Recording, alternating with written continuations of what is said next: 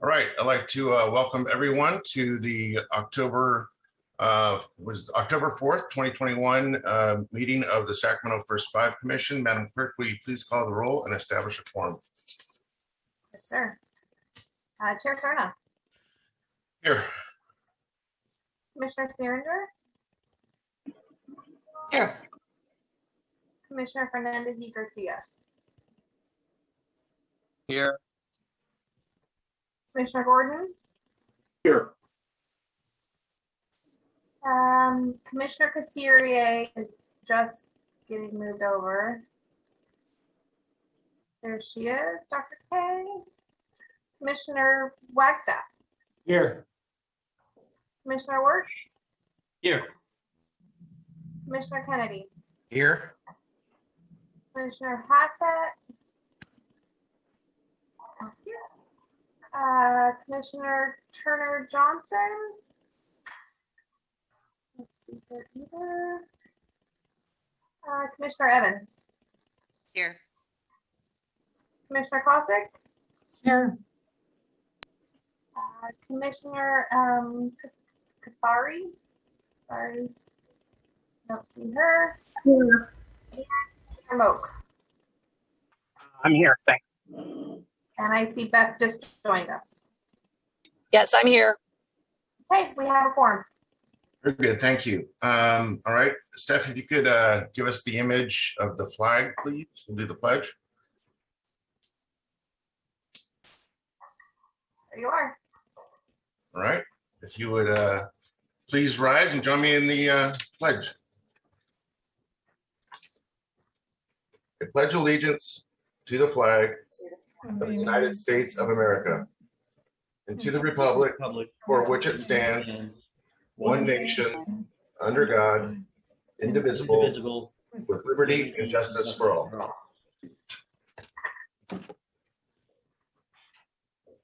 All right. Okay, again, I'd like to welcome all of our commissioners and members of the public that have joined us remotely via Zoom. I do have some initial statements to read in terms of the ground rules for our remote meetings. First, rules for our commissioners. Commissioners will be unmuted upon entering the Zoom meeting, and I ask that you mute yourself until you're called on to speak. Commissioners are encouraged to make comments and ask questions of staff throughout the meeting. Please use your raise hand button under participants when you would like to speak, and I will call on you in order. Please lower your raised hand after you have been called on. Commissioners may see some questions pop up in the Q&A section as well. Please allow staff to answer those questions as they will primarily be related to making public comment. And we also have rules for members of the public that have joined us this afternoon. Members of the public entering the Zoom meeting will have the ability to signal that they would like to make a comment on any agenda item throughout the meeting. To be placed on the speakers list for any item, please click on the Q&A button and write your name and indicate the agenda item you wish to speak on. Please type into the Q&A at the beginning of the meeting or as soon as you know you would like to comment so that staff have time to create the speakers list. We will call your name in the order it was received and unmute you when it's your time to speak. The public calling in through the phone line will also have an opportunity to address the commission. If you have something to say when the phone line is unmuted, please state your name, the agenda item you wish to address, and then provide your comment.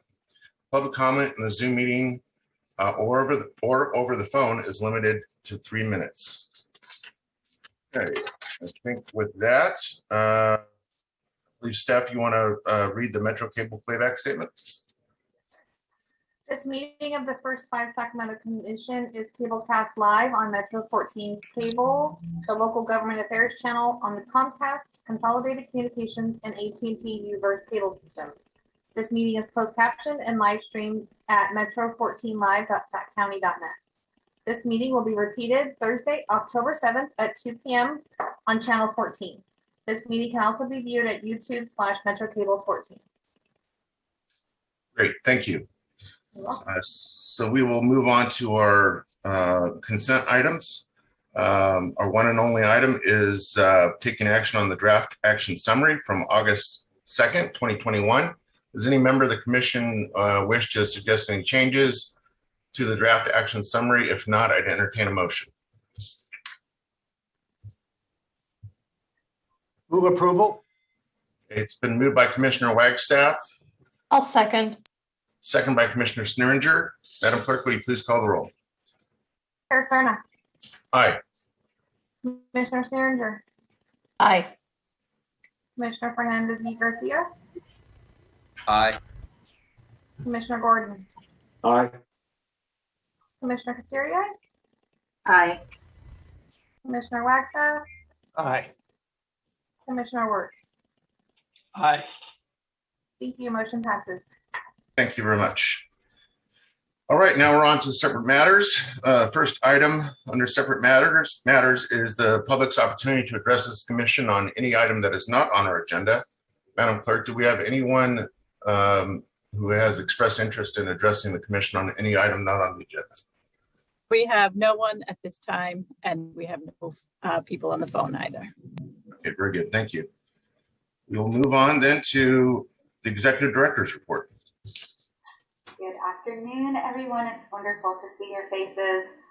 A couple of things from the report to highlight. I'll start with our partnership with Child Action. As you know, they've been our hub agency for the distribution of PPE and cleaning supplies, diapers, and wipes since the start of the pandemic. And on August 12th, they had 2 huge semis show up with more pallets of all of those items, again, donated from First 5 California. And they put together kits, which they then sent out to child care providers, both family, friends, and neighbors, child care centers, and family child care homes. And then a couple parents directly, like 75 direct parents.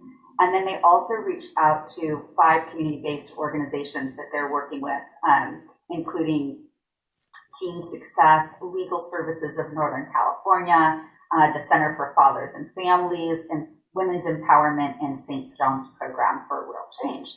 So we are delighted with this, that this partnership continues, that the supplies do still come in from First 5 California, and that we're able to get them into the hands of providers and parents. So just a special shout out and thank you to Child Action. In other news, I'm sure you have all been reading about and hearing about the influx of Afghan refugees into the Sacramento region. Just wanted to let you know that our First 5 staff have been reaching out and speaking with the resettlement agencies and those support agencies to find ways that we can assist families and parents with young children as they're coming into the county. We have really just been listening up to this point. We have some ideas around some book distribution, some parenting tips, and an opportunity for these folks to come in and speak with our contractors and share about the Afghan culture. And we're also working on things like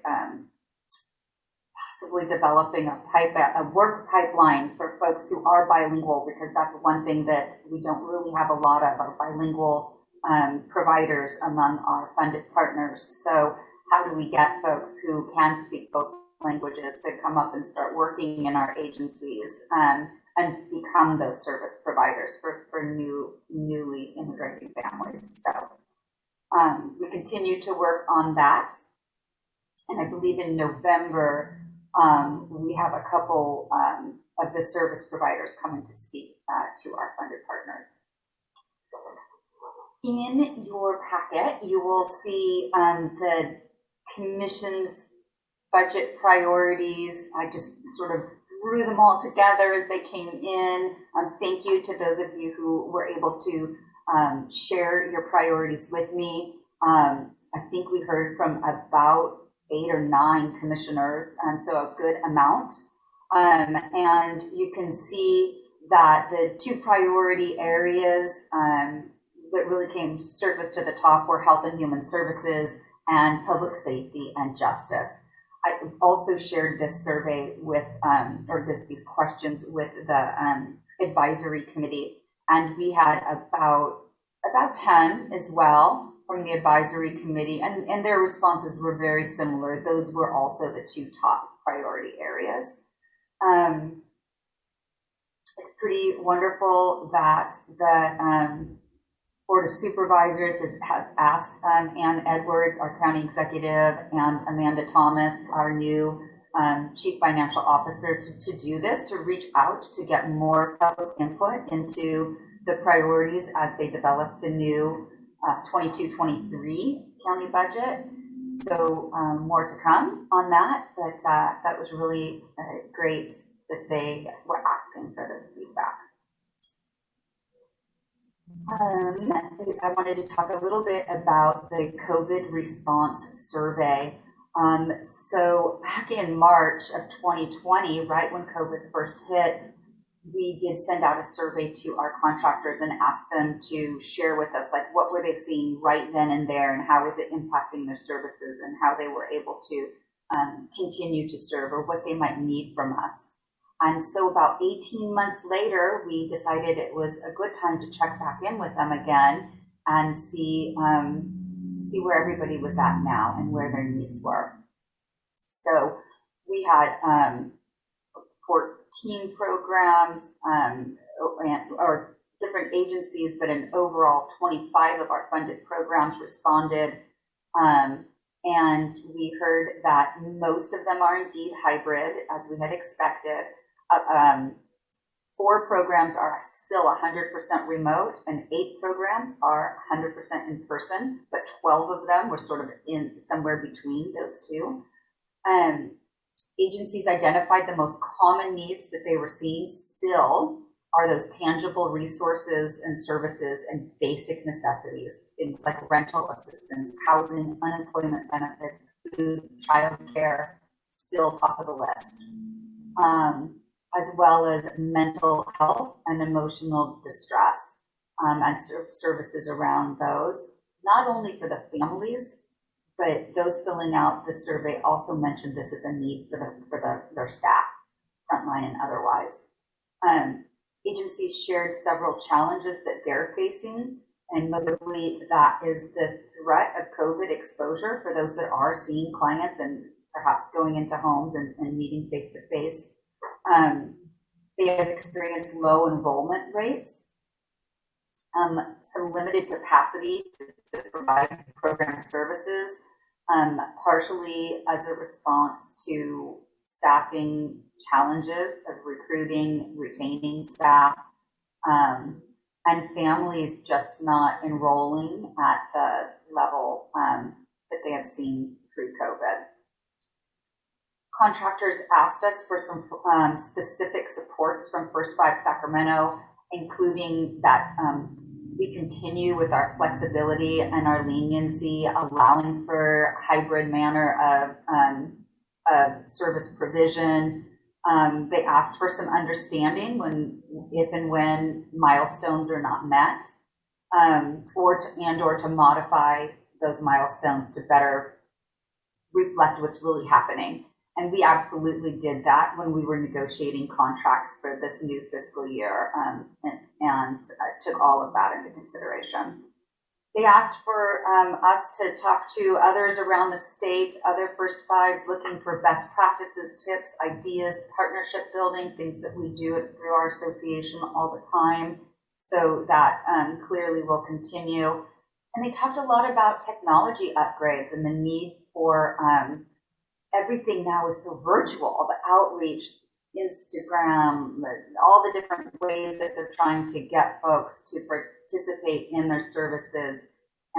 So asking for some support around that. And in fact, we did have, at our last quarterly contractors meeting, we had the grid agency come and talk about how to do that sort of electronic outreach. And then they also asked for some staff recognition and support, and a reduced administrative burden. We did hear a little bit about administrative burden in that things like reports still have to happen, and data still has to get entered in, and that's a harder one for us to crack. But we hear it. And if you had the chance to read it, I just wanted to acknowledge how much the toll of COVID has had that impact on the funded partners.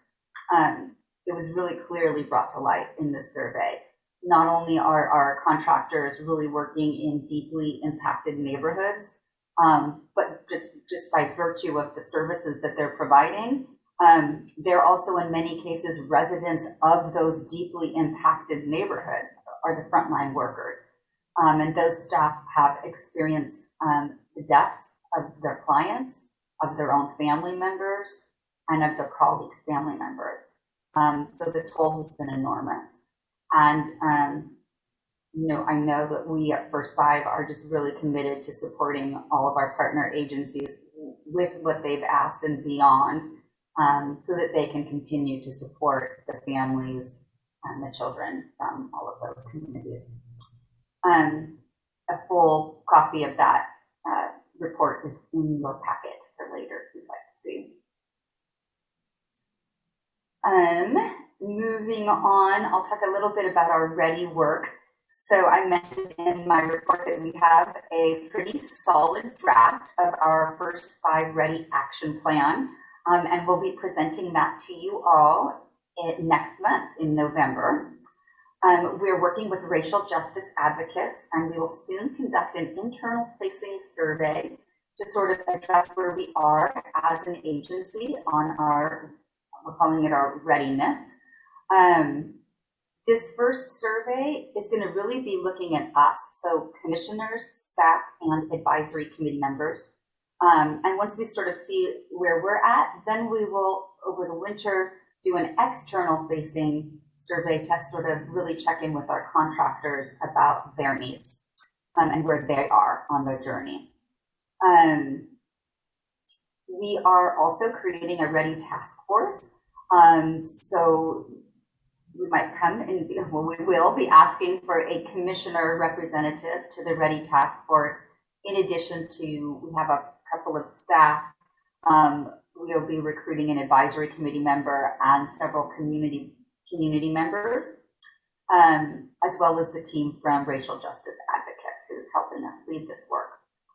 And then in statewide news, just wanted to share that the First Five Association is sponsoring a Ready Learning and Action initiative to bring to local commission staff and commissioners all along our journey toward equity.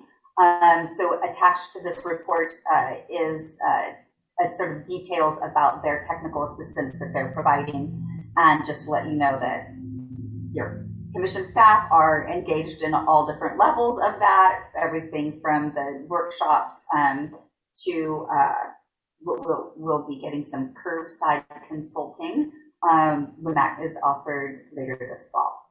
So, let's see. I've mentioned some state highlights in the report, but I'll only really touch on two.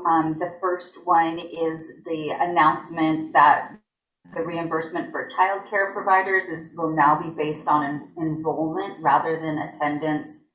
This is pretty huge because it makes it more like the schools are. And prior, child care providers were docked if a child didn't show up, if they were absent.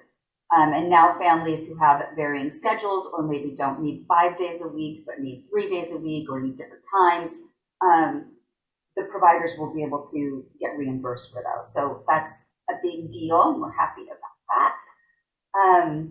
And also Governor Newsom signed AB 361, which extends the Brown Act COVID era pandemic flexibilities. So in November, when we start our commission meeting, we will have an agenda item that asks for your approval of a recommendation from Dr. Kasirier, our health officer, that basically recommends that we continue teleconferencing due to COVID. So I know that we had talked about continuing that through December of this year and then reevaluating for our calendar for next year. So we'll have that on the agenda for November. That concludes my executive director's report, and I'm happy to answer any questions. Thank you, Julie. Any questions for our executive director? Commissioner Wertz. Yes, thank you. Thank you, Julie, for that. Just a quick question on the COVID survey. I think that's great that we've done it twice, and we're going to be highlighting it in our highlights. I guess I've been hearing a lot that employment is, that actually people are having some trouble, not necessarily first five, that's why I'm asking, trouble hiring people given the chaos and everything around the COVID epidemic. And so I'm wondering if there was any mention of that difficulty of getting staff, and then two, whether, I assume this is the case, but do all the staff, do all our providers provide a living wage of at least $15 an hour? So those are two questions. Yeah. So there was some mention of the problem of recruiting and retaining staff in the survey results. There's a higher wage expectation now, and there is a desire by folks to work remotely, and in many cases our contractors are hiring people who actually need to go and meet face to face in some cases. And so I think it's been a challenge finding staff who are in fact willing to meet face to face with clients. And there is an expectation for higher wages, although I'm not sure truly that our agencies are doing that. So that could be an area for us to look into a bit more. But both of those things were mentioned in the survey. Thank you. I look forward to the economics part of it coming out in the ready kind of efforts and our strategic plan. So thanks. Thank you, Commissioner Wertz. Any other commissioners have questions or comments regarding the executive director's report? I don't see anyone with their hand raised. Lindsay, do we have any members of the public that wish to address the commission on the ED's report? We do not. All right, thank you, Julie. And we will move on to the next item. Let's see, which is, I gotcha. Item number 4, advisory committee update. thank you. No problem. Okay, I think that our chair is not on the line with us unless, Lindsay, do you see Robert Silva in the I do not. participant area? No. Okay, thank you. So I can give a quick update on this. We met on the 13th, and the members received a presentation on the culmination of the Community Connections Grants program, and got the chance to discuss sort of the next steps toward engaging parents through parent leadership trainings and bringing more parent voice into all of the various levels of the commission and its related activities. We also had a general discussion about the committee's desire to learn more about local policymakers, and they kind of started with commissioners themselves. They expressed an interest to have commissioners, maybe a meeting over the course of the year, pop in and introduce themselves and have the opportunity to hear about what you all do in your day jobs and how it connects to your work at First Five and the various ways that you wear your commissioner hat as you walk through the world. I thought that was really cool. They have never asked about getting engaged and meeting you all in that way. And I thought, that would be really nice. So I will circle back with you all to see if I can schedule one or two of you for a 5-minute, just really quick pop in to a future meeting to meet your advisory committee. And we do have one appointment to be made. We have a member who is applying to fill the community and neighborhood groups seat, and that's Rebecca Gross. She is the mother of 4 young children. She has a master's degree in curriculum and instruction with an emphasis in special education and she's worked as a special education teacher. She was also a parent leader in one of our beloved Community Connections grants called the Pouch Project, which was about baby wearing and connecting and bonding through baby wearing. And she's been a really active member of our Community Connections planning program for moving away from the mini grants and sort of into that next phase of parent engagement and leadership. So I'm recommending her for appointment to the advisory committee, and I think she'll be a huge asset to us. Great, thank you. So we do need a motion to that effect to appoint Rebecca Gross.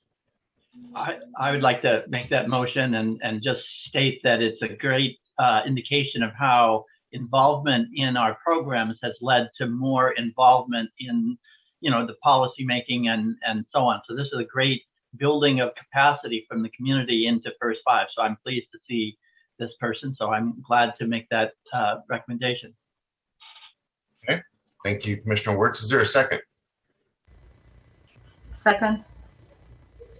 Who is the seconder? Oh, Dr. Kasiri? Yes, okay. All right, we have a motion by Commissioner Wertz, second by Dr. Kasiri. Madam Clerk, please call the roll. Chair Cerna. Aye. Commissioner Sneeringer. Aye. Commissioner Fernandez y Garcia. Aye. Commissioner Gordon. Aye. Commissioner Kasuri. Aye. Commissioner Wagstaff. Aye. Commissioner Wertz. Aye. Thank you. Motion passes. Great. I should have asked whether or not we had any members of the public that wanted to speak to the appointment. We did not. Okay, great. Thank you. In that case, we will move on to the evaluation committee update.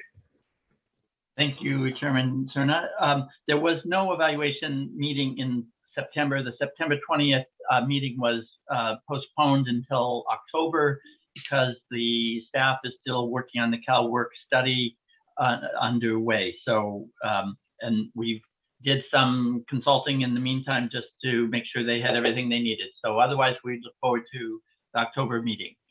And Julie, if I've left something out, please jump in. You got it. You're good. Thank you, Commissioner Wertz. And Madam Clerk, we don't have any members of the public signed up to speak on this item. No, sir. Okay, we will move on to financial planning committee update. The Financial Planning Committee did not meet in August or September, so we have no report. Thank you. And Madam Clerk, no one signed up to speak on this? No, sir. All right, we'll move on to the Systems Optimization and Sustainability Committee update. Thank you, Chair Cerna. We did meet on August 20th, and during our meeting, we did a little bit of a debrief on the final outcomes in the state budget as it related to our priorities and the impacts it would have on children and families in our community. We also had a short presentation highlighting the preliminary outcomes from the Certified Sustainable Initiatives final report from our contractors. And Heather Gonzalez from Racial Justice Advocates provided an overview of their scope of work around the First Five survey for ready knowledge and expectations, which Julie mentioned in her report as well. Our next meeting is scheduled for the 19th of November. Very good. Thank you, Commissioner Sneeringer. Any questions for Commissioner Sneeringer? Seeing none, Madam Clerk, do we have any members of the public signed up to speak to the SOS update? We did not. Thank you. All right, we're on to item number 8, approval of updated 2021-2024 systems improvement and sustainability implementation plan. It's a mouthful, yes. But we're happy to bring it back to you. So in May of 2020, the Commission approved its 2021 strategic plan. And as you know, that is sort of our high level 30,000 foot document that outlines our priorities and our goals and our result areas. And then it also provides the overall spending plan totaling $44.6 million for fiscal years 21-22 through 23-24. A couple months later, in August, we brought you the implementation and systems improvement plan. That provides more detail on how those priorities are going to be carried out. But in August, we weren't yet able to include specific information about the contractors or the allocations by strategy because we were going out to competitive bid for all of those. In a nutshell, I want you to know that the updated version has minor changes with a net zero budget impact. So our budgeting didn't really change very much, but we included some specific things outlined in your commission letter, which I will cover.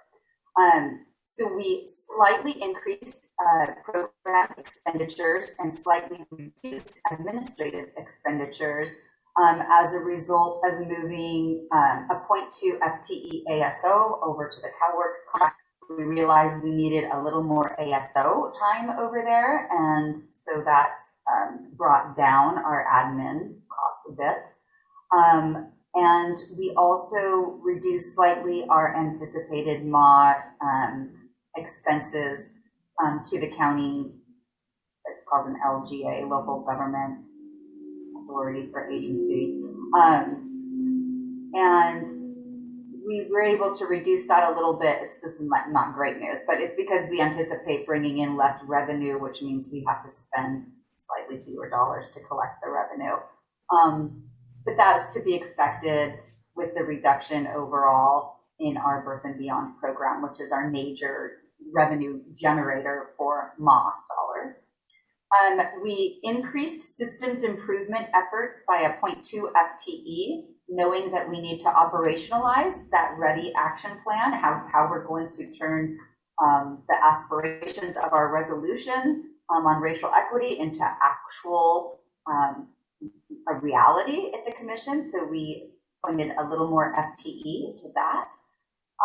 And then we updated target population language to primary audience throughout, just in order to be more culturally responsive. We listed all the funded partners that were identified through the competitive bid process in each of the result areas. And we provided detailed allocations for each of the 7 funded strategies in the school readiness, which is result area 6. And we identified those detailed allocations for each of the 4 strategies to be implemented by both the general population families and for African American specific families in result area 7. So all of the funds that again, we kind of shifted them around a little bit, but it's still within the $44.6 million approved spending plan. And with that, we will then use this new and updated plan as our single source, one place where we have every funded partner, the amounts funded for each strategy, our goals and objectives. And this really does become our roadmap for implementing over the next 3 years. So with that, I am requesting approval of the updated implementation and systems improvement plan. Great. Thank you, Julie. Okay, I see that Commissioner Wirtz has his hand up. Commissioner Wirtz? Yes, well, do we have discussion before or after the motion? Go ahead and ask your question or okay, make your statement. right. Thank you. Actually, I have 5 quick items, if I could. The first is a positive recognition that both results area 3 and 6 have incorporated explicit language on referral processes to connect people to services and link them to services. So I'm really pleased to see that being built into the programming itself and as such a critical thing.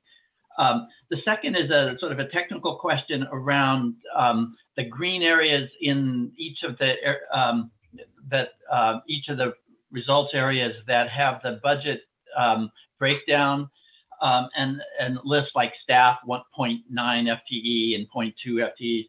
But I'm just curious, the amount of money set aside next to the staffing seems a little bit uncertain to me of how it functions. For example, under results 1, the program staffing lists 0.9 FTEs and the amount listed is 477K. So I was wondering if there's any openings for that position. No, I'm kidding, but just curious how that's budgeted. And if you want, you tell me if you want to answer those as we go or come back to them. I'll take it as we go. So the thing to remember is that it's 3 years worth of funding. So that's about that's almost a 1.0 FTE over 3 years, inclusive of the fully loaded county commission position. So that's why it thank you seems so like much. a very well-paying position. Right. No, and I apologize for the lack of humor there or whatever, No, but that's okay. that helps clarify it. I appreciate it. The next question is under results area 7. There's the set aside, the 750,000 set aside, 250,000 a year to be targeted into the reducing African American child deaths. Can you say something about how that primary audience is going to, how that's going to work differently than the other efforts? It shows it as set aside throughout, but it doesn't. I'm just curious how that will happen. Does it get funded through the reducing African American disparities funded programs, or is there a separate piece to that, or how does that function? Yeah, great question. So this is the expansion of Birth and Beyond when the Arden Arcade FRC was opened again in 2015, and expansion into the village in Valley High and that FRC. And so this is separate but connected to the RAACD work, which you see is in result area 1 around reducing child deaths related to sleeping conditions and perinatal conditions. This is the third area of RAACD, which is child abuse and neglect homicide related. So this is specifically our efforts to reduce child abuse and neglect homicides, and targeting in the 2 neighborhoods hotspots where those 2 were the highest. So Meadowview or Valley High and Arden Arcade. So we went out to competitive bid for these, and Mutual Assistance Network and Sacramento Children's Home did in fact receive funding to continue to provide services, although curriculums have been changed for this new cycle of funding. They will be implementing a new model called Effective Black Parenting in this community. And as well as, I believe they will still continue to use or implement parents as teachers as well, but a brand new program called Effective Black Parenting. And so while we still think of it as part of Birth and Beyond, it really is, it's part of that mothership, but it is specific dollars set aside for those 2 communities to really target the African American families living there. Thank you. That's very helpful. The final question I had was around the recommendations. I think it is page 34. I don't have it up, but it's under the racial equity and justice issues. And I guess I was just hoping to see some more focus on recruitment, support, retention of staff.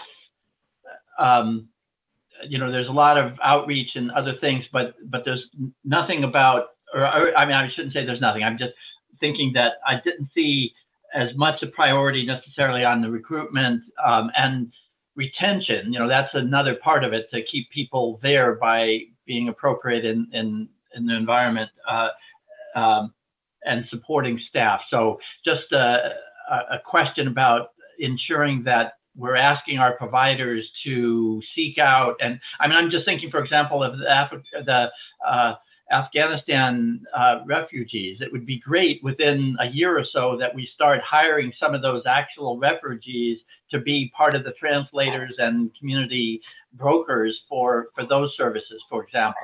But just to keep that notion in mind. But I'm impressed with the detail, and I think it's very useful as you say, this is the roadmap for everything First Five is really undertaking. So thank you. You're welcome. And I think we're going to be talking about that $100,000 set aside for systems improvement in the next agenda item. But some of the activities that are that you'll see in the Ready Action Plan are more closely related to helping our agencies do exactly that, recruiting and retaining a workforce. I think that's one of the things that we'll be asking about in our Ready survey, the external facing Ready survey. And I hope what we'll be able to do is continue to build on that in the Ready Action Plan, assuming that that's coming up as a need from the partners. And it is certainly something we've seen before, and we know that Birth and Beyond did go through a process to look at how better to recruit and retain families, but I'm not sure that they also had that internal focus about their own staffing. So that could be something that we may want to use some of that $100,000 set aside around systems, because this is definitely a systemic issue for most of our partners. And there's certainly a linkage between recruiting and keeping families and having a staff that's representative of those communities. So they go together. Definitely. Thank you. Dr. Kasiri.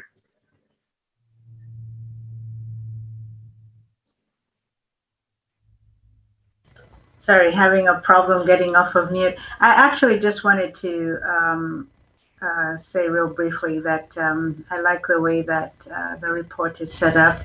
I like the tables and the way that you show the strategies, and then the primary audience as well as the funded partners. So just wanted to commend you for that, because I think I participated in the strategic planning before, and it seems like every time you do make some great improvements on the report. So thank you.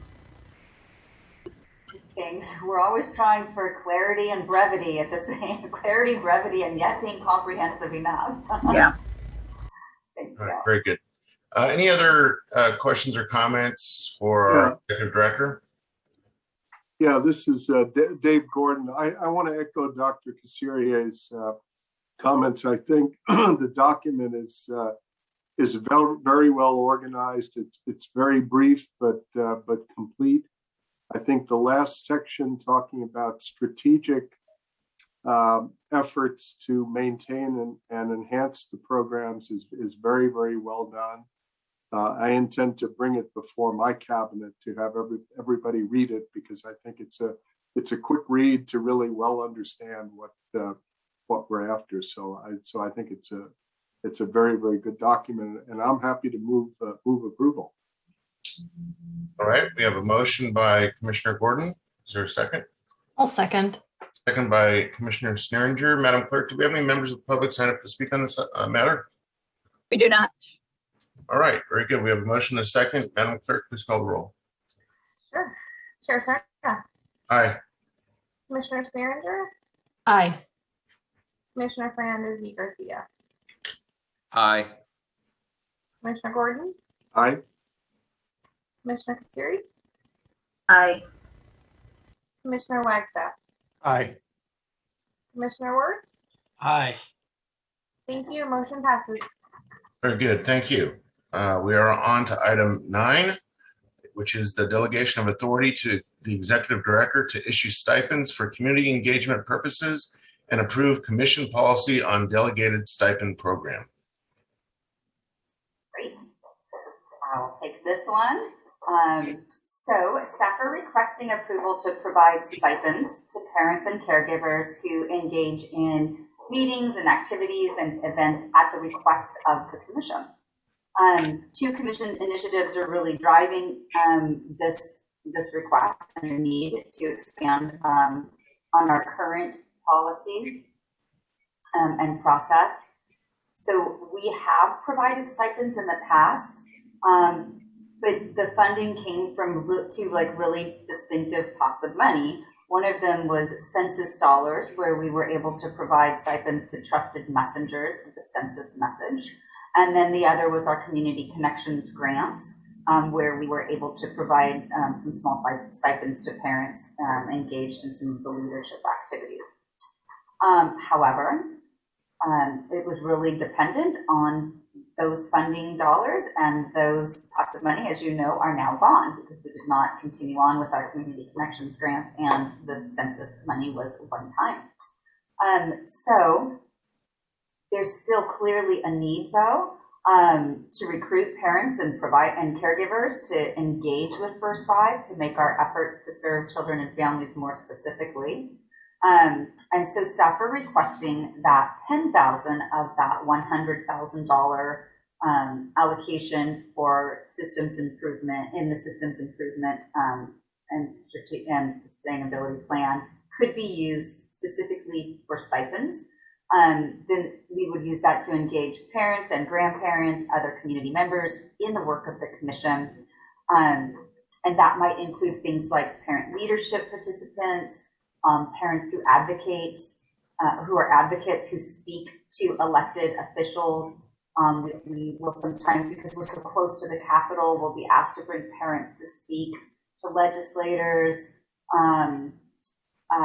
or to other funders. We'll request that they go and tell other funders about the services and the needs. Parents serve both on our commission and our committees, and for community members who serve as review panel members for us, and who evaluate our RFPs, sit in on focus groups. There's a variety of ways in which I think parents could interact with us, and one of the goals of our Ready work is to bring in more community voice, to engage deeper with, especially with our community of color, and really have them be a part of everything that we're doing. It's the stipend policy then is one way that we're really leaning in on that intentionality to get community voice. And I look at most of us are here, we're paid to be here. This is part of what we do, but these parents are really volunteering their time to help us and to be a part of our system. And we know that meaningful community voice is essential to our success in our work. So stipend payments could be used to support their participation in a number of ways. They could use it to pay for childcare, for transportation, for technology, to join our meetings. And we are recommending $30 per hour as a starting point for a stipend. So approval of this request would result in an expenditure of up to $10,000 to engage parents, grandparents, and community members in our work. And as I mentioned, it is already included in the approved spending plan as part of that $100,000 for systems improvement. Does that conclude your report? Yes, I'm happy to answer any questions. All right, any questions for Julie? Commissioner Wagstaff. Julie, I think you might have just answered my question, but you're proposing a $30 stipend for all stipends? There wouldn't be any variation? It would just be a flat $30? I mean, it would, because we thought about like, oh, if they just did one thing versus another thing, and it got kind of complicated and would be really hard to track and seemed fairly arbitrary. So we just came up with a standard rate of $30, and that's much easier to track. And we would have a system in place for looking at the number of hours in a month that a parent volunteered for us. It would clearly be signed off by one of our program planners, and then processed either monthly, maybe quarterly, depending on that policy. Thank you. Dr. Kassiri. Yes. Yeah, just wondering how you decided to do the monthly, because the way I see stipends in most other meetings is they do it by meeting. Say they can say that, make a decision to say, okay, for each meeting that someone attends, it's $50 rather than an hourly wage. Because if you look at the hourly wage, I think you are good. I don't know. To me, it kind of raises some questions, because what activities will you be covering? Because sometimes when a person is involved, they also have to review material. Are you going to reimburse for that?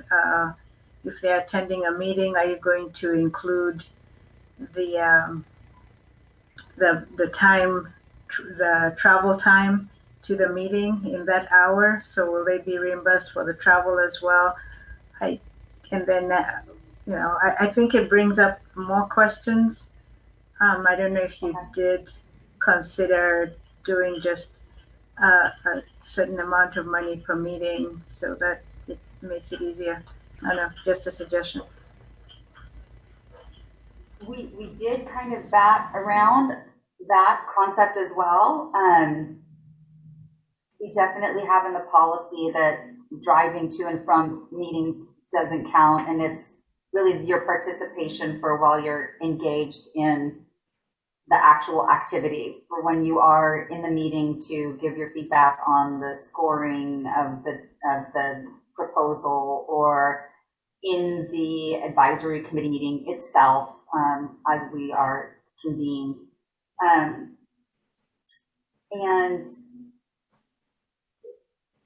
the doing it as an hourly wage or an hourly stipend versus a event. I think that when we talked about it, we thought, well, what if one thing takes 3 hours that we're asking, and another thing was 30 minutes, and so it seemed like it was more fair to just do it by the hour, I think is where we landed. And I think we looked at how some other counties did them, and I'm a member of the Sacramento County's Child Abuse Prevention Cabinet, and we did just adopt a policy that was $50 an hour policy, and so I sort of cut and paste a little bit from there, but we thought $30 was reasonable.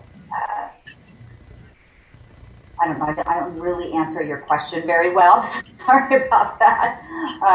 It could be problematic, and I guess, you know what, we never had the problem before when we were doing it as an hourly thing, and so if we run into it, we may have to adjust that policy and come back to you and potentially make some changes, but I promise you we would do that if we are seeing something.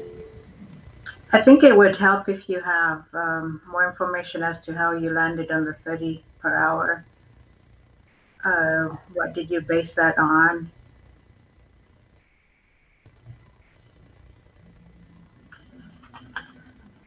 Okay, we can work on that. Okay, Commissioner Turner Johnson. Just quickly, and to add on with Dr. Kassirier's comments, it seems to me that, we always know when we go into creating something like this, especially related to money, that it's always better to think out ahead of time where the pitfalls could be and make sure we get the really clear definitions. Because what I'm thinking about is stuff like, well, would there be a max per month? And even because that sounds restrictive, but related to our budget. And then the other thing is, the last thing we want is for somebody in some aspect of this serving to think that we were inequitable to them related to another person that did some work. So, and that is the last thing that we stand for or would want to be doing. So it seems like the clearer the definitions around every possible type of work that this might involve, and definitions of what that might entail in terms of at least a speculation of time, even though it could be flexible, and types of work. And so that if ever, as we get further into it, a person would ask, why did they get this and I got that, and so on and so forth. That's what we want to avoid. So that's just my comment, that the kind of time we would put into it now to be really clear. And please let me say, I appreciate, Julie, all you're doing, looking at other people doing it and drawing from them and so forth. But just to be sure we do that ahead of time. That's all. Yeah. Thank you. I do appreciate that. Absolutely appreciate it. It's why we went back and forth between, is it by the hour or is it by the project? Because then we're like, oh my gosh, then we have to define what every project was, and what if a project went longer than we thought or shorter than we thought. And it seemed clearer to define the dollar amount of the hour than to try to define every activity that could potentially get a stipend. But I do hear what you're all saying, that it is putting, it puts a lot of ambiguity is the word that comes to mind. Ambiguity. I think clear definition even further, even though the hourly rate does not distress me. It's just, what are the types of work that you foresee? What are the definitions of what that might look like in actuality of substance, and also possibly a speculation of related hours, so that indeed in the future you don't have somebody coming back, well, that person did this and did that and somebody else did this, and how is that not comparable? That's what we want to avoid. It's not the hourly rate that concerns me. It's just getting definition in place ahead of time. Okay. Commissioner Fernandez y Garcia, did you have a question or comment? I saw your hand. Yeah, it was just exactly what has already been said. So no Okay. need to repeat, clarify definitions of what's expected, and I think we'll be okay. Okay. All right. There are no further questions or comments for Julie on this subject. We do need to take a vote. Is there a motion? I so move acceptance. Okay, it's been moved by Commissioner Wirtz. Second. I'll second. Second by Commissioner Fernandez y Garcia. Madam Clerk, do we have any members of the public signed up to speak? We do not. Okay, Madam Clerk, please call the roll. Can I ask before we call a roll, could I ask for some clarification as to what exactly we're voting for? Yes, you're voting to delegate authority to the executive director to issue stipends, as I've been explained. And it could be, sorry, Dr. Ken. yeah, I was just wanting to find out, and it would be at the $30 level. So I'm wondering if commissioners would like us to put some more definition into the policy around some of those specific activities, and I guess just put more detail into the policy itself. It sounds like commissioners are not opposed to a stipend policy, but within this policy would like to see a little bit more clarity about, and the dollar amount seemed okay. It's more about what would we be providing a stipend for, and to lay out some more specific examples of the stipend activities within the policy. Is that what I'm hearing? Hey, yes. Julie, do you mind if I add a little bit? Please do. Can you hear me? Yes. Okay, I just wanted to add that in the policy, it does provide that a stipend, an authorized stipend project be written out and submitted to you for approval. And it requires that the estimated hours, number of people involved, and it gives that, I believe that definition that everybody's talking about. It just was the concept that we don't know exactly all the programs in the future that we're going to be involved in. So it just provided that policy direction to cover it as those things come up. And it also has time cards that are sent out to the people receiving stipends that will let them know, based on the estimates of the planners, how many hours will be needed for the project and what things are available to the person engaging in the stipend activities. So is it possible for us to review that policy before we vote? Yeah, it's because I'm still kind of very unclear and fuzzy. And as Julie said, I'm not opposed to it, but I'd like to support something that I kind of have a pretty good idea of what's going to happen. I believe the policy is attachment 1 to item number 9. It should be in the packet. And Eric, what page, I'm looking to see what page exactly we have that language about, and maybe all we really need to do is add a sentence or two about what some of those specific activities that we currently know about are, just to make it even more precise for you all, to give you some comfort around that. That would help. So would you like me to pull up the policy that's the attachment and share it on the screen? Yeah, go ahead and share it, Steph. It's page 66 out of 70 on the PDF file.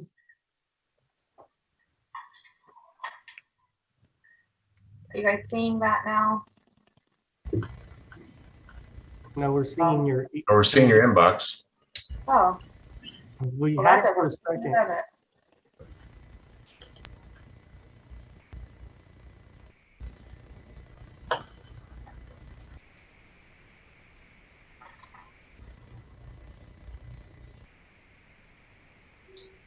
How about now? Yes. Yes. Okay. Okay, Eric, and the section we're specifically talking about is the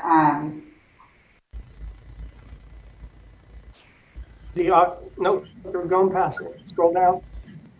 Right there, the authorized stipend project. Planners will complete a stipend project form and submit to the executive director for approval. The form shall contain a synopsis of the volunteer activities needed, duration of the activities, estimated number of volunteers needed, calculation of total estimated stipend hours. The executive director will return to the planner and clerk of the commission with approval or disapproval. And then it goes on into the time cards. So once the project's approved, the volunteer will complete a time card documenting activities performed that are eligible for stipend and submit it to the planner. Complete a monthly, etc. I believe there is up higher, if you go up, it talks about recipients. A recipient may become, may be recommended by anyone, but must be approved. Planner will provide a recipient with a stipend program packet, which is stipend program packet must be completed, signed, submitted to the clerk. This includes stipend agreement policy, payee data record. And then there's another place, I believe it must be up higher, but it also talks about the planner will send out a document that tells the stipend recipient exactly about the project and how many anticipated hours and what activities are available for them to perform. I'm just wondering if, can you scroll down a little bit, Steph, maybe underneath the authorized stipend project right there. Up one more, up, scroll up a tiny bit. Yeah, keep going. Oh, yeah, there it is. E. Once selected, Yeah. planner will send time card with synopsis of volunteer activities available and estimated times for the activity. I just wonder if we add a D or an EFD, EF, and F to it with sort of like, and a short list of projects might include something so that we're like listing out and defining what some of those might be. Julie, can I interrupt for a sec? I know that Commissioner Wagstaff's been patient, but I see that Rick Heyer has his hand up, so I want to have Rick chime in here. Yes. Thank you. I wanted to point out on page 64 of 70, the purpose. Yeah, go up a little bit more. It's right under the. So if you stop there, you'll see that the second paragraph, that the intention that is laid out is that they are meant to defray costs. And we give a listing of what some of those expenses could be. That's not all inclusive, but it does give the project planner an idea of what kind of costs that are associated with the donation of time or resources. So I think if you put them together, you have a reasonable expectation of what the planner is looking for to defray. Bruce? Yeah, thank you, Mr. Chairman.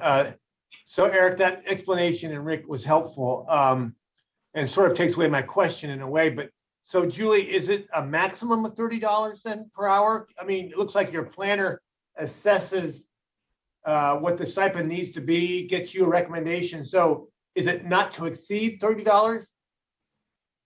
Per hour, correct. So it could be less than that. And I think that's interesting, but I do wonder if it, so it leaves some discretion here to your planners to determine what the stipend ought to be. No. So I would how many hours it's estimated that it might take to do that. If we know it's a review panel, we usually have a good idea those take 2 hours. So the estimate would be 2 hours worth of time. So I would just offer this, Mr. Chairman. I think that's a helpful explanation. Kind of takes away the question I was going to ask, but I do want to raise the point that was raised earlier by another commissioner about the equity between the stipends that you issue for different functions to different people. So if we were to vote to approve your discretion here, I would just really advocate for you to set something up so that you're mindful of that and not get into this. I think we all support the notion of stipends here. I think we just don't want to get into trouble in the way that we do it. So a comment for your consideration there. Thank you. Madam Clerk, I see someone in the attendees list. Katie Klein has her hand raised.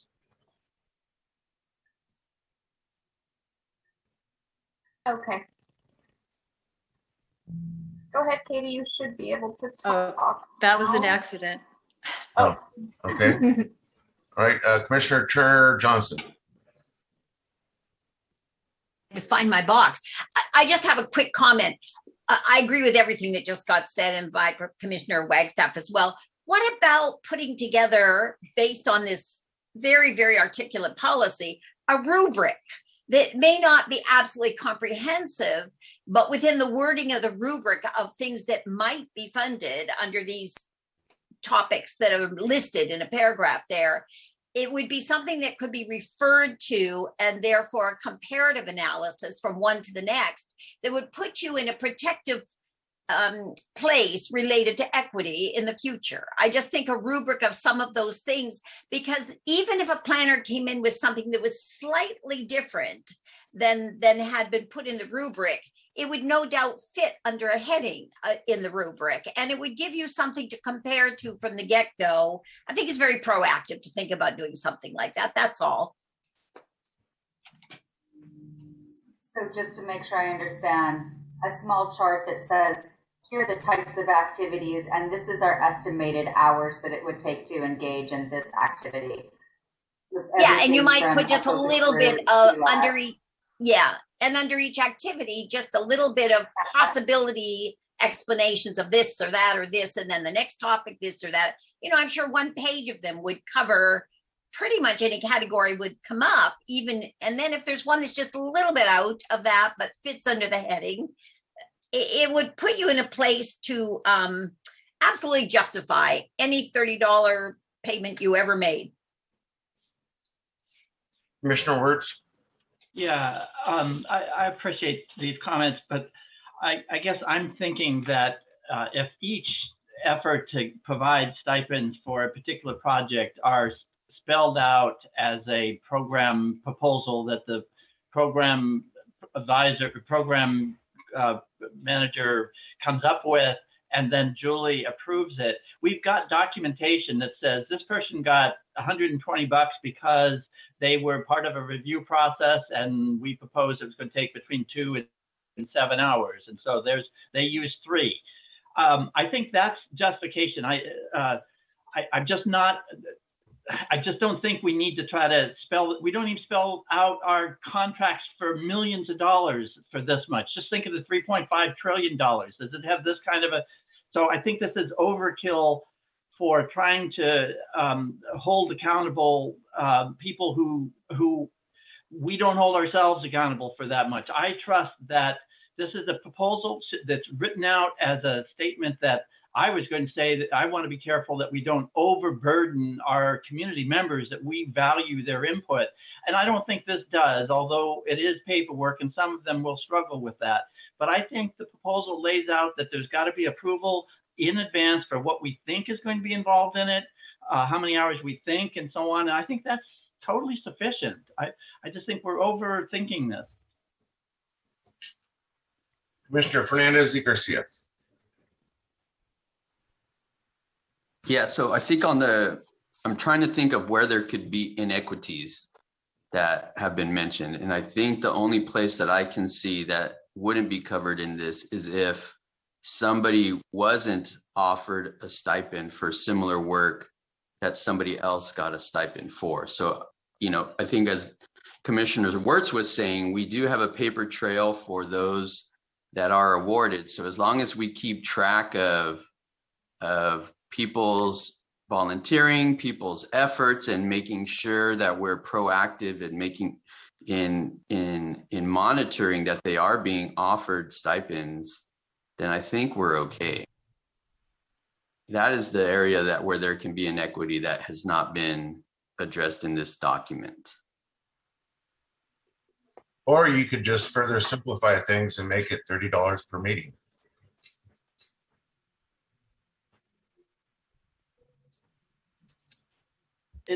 It's not just about meetings, though, just to be clear. There are other ways we want input. But all right, there's a motion and a second on the floor. Julie, I think you get from the conversation where some of the concerns lie, and we're going to vote. And as chair, I have full faith that you'll be able to function in a way that will ensure that this is going to be an equitable process. So, Madam Clerk, please call the roll. Chair Cerna. Aye. Commissioner Sneeringer. Aye. Commissioner Fernandez y Garcia. Aye. Commissioner Gordon. Aye. Commissioner Couturier. Aye. Commissioner Wagstaff. Aye. Commissioner Wertz. aye. Thank you. Motion passes. Great, thank you. All right, our last item is the commission's opportunity to provide comments on anything that's not on the agenda. Any comments, suggestions, bold statements, jokes, anything? No, Eric's, nothing? Okay.